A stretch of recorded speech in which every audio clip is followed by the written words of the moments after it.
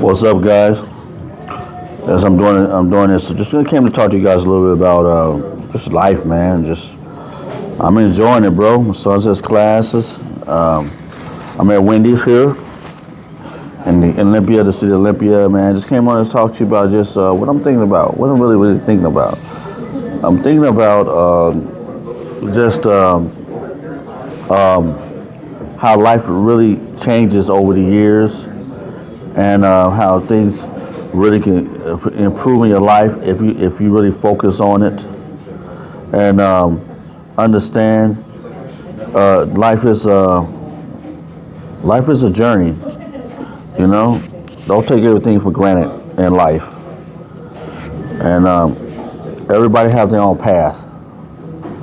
Everybody has their own path in life, and you must understand that. You know, you can think different ways, but the reality is, enjoy the journey of your path, on your path, and don't measure yourself up between others. I'm learning that. That's what I'm learning. You know, that's one hard thing especially for Americans. We always measure ourselves competitively. Even if we say we're not, we're doing it. I learned it the hard way. We're doing it. You look at people, you always measure yourself up to other people, and that's a process you got to start learning how to disseminate in your life, as far as get rid of it, because it really has no purpose or to push you further on in life. You're doing it yourself. You know, in my opinion, in my summation, I think you're doing it yourself. So, like I said, man, life is an interesting journey.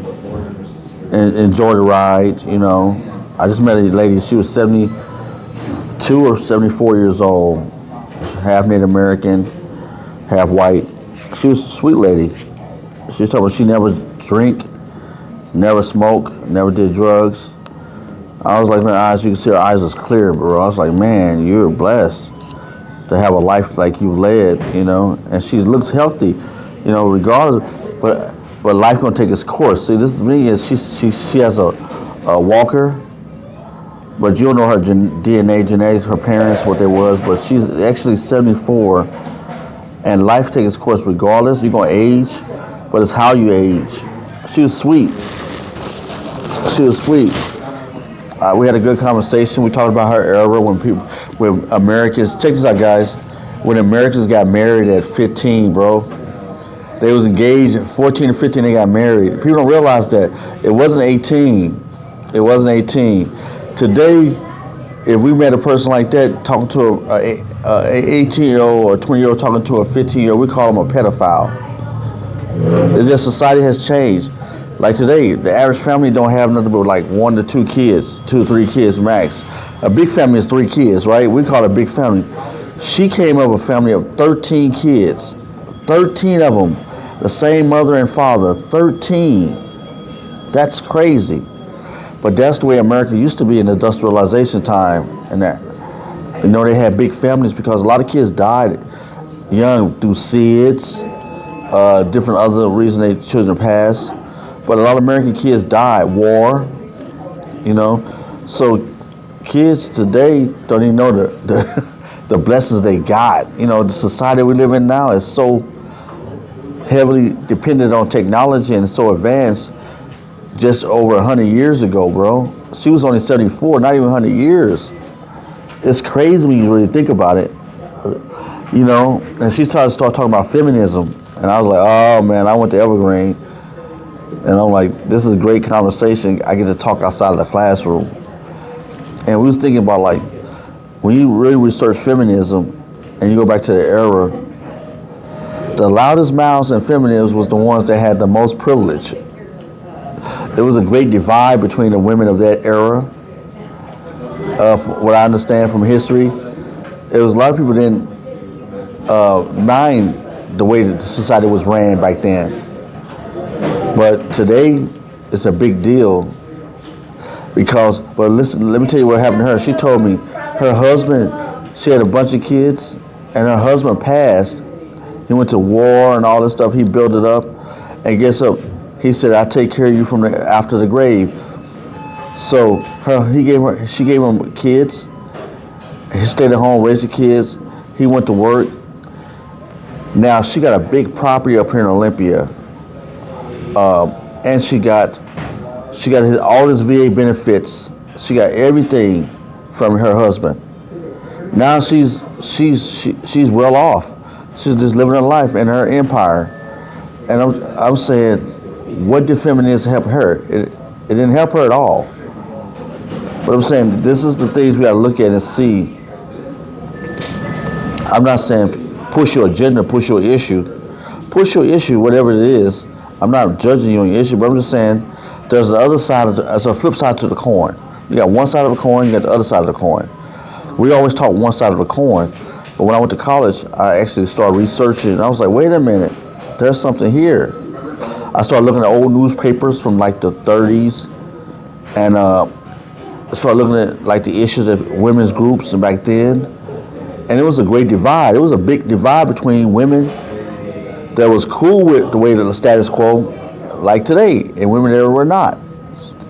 We're talking about their movement, the feminist movement in America. I'm not talking about around the world, international. I'm just talking about the United States of America. I'm not talking about Mexico. I'm not talking about Canada. I'm just talking about my country, United States of America.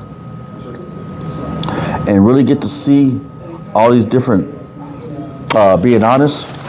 So I was like, it was a great divide. Some of my classmates, when I talk to women, I kind of listen to what they say because they're the movement. It was their movement. So I would learn a lot.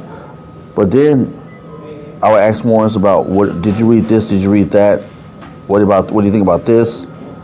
And they was pretty much on the rah-rah cheer team. So it was interesting to see both sides of the coin and see the ones that's not really learned. They're just pushing an agenda. And then see the ones that was really dedicated to the movement and be able to communicate to them and get to see.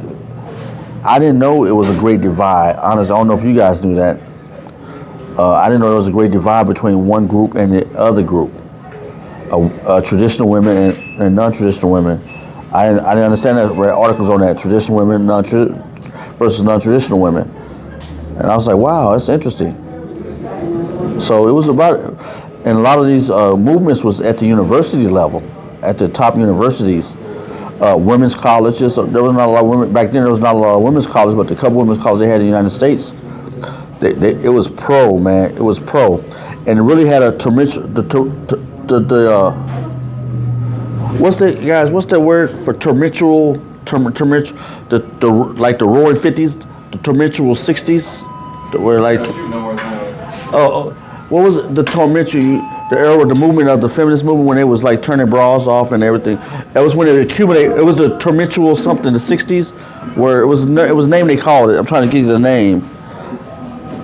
Because you had the roaring 50s and then you had... Yeah, and I was alive then, but because I was alive then, my memory's not so good. I'm old.